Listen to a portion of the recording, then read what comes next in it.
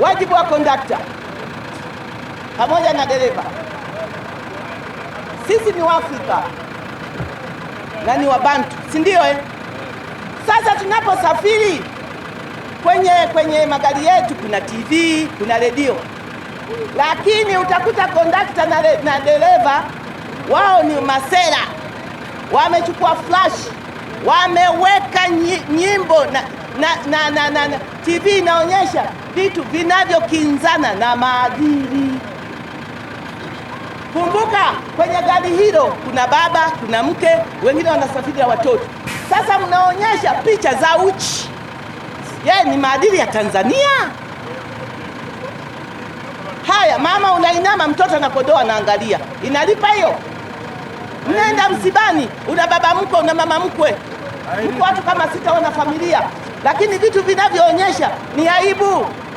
Baba mkwe anaweza kasafiri na mama mkwe, anaenda msibani, amefiwa mkwe wake, baba mkwe akakaa nyuma, wote wanaangalia TV, lakini mambo mnayofanya si ya kweli, mnalidhalilisha nchi. Wekeni vya kuonyesha pale, vya maadili, vya mafunzo, sio kudhalilisha nchi. Tusige mambo ya kigeni.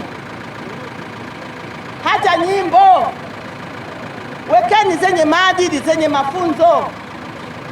Tuna dini mbili tu, Waislamu na Wakristo.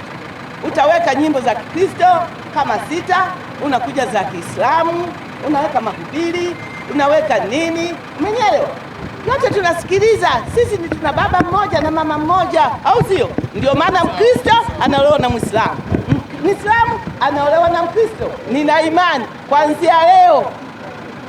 kuanzia leo niliyoyasema mtayafuata.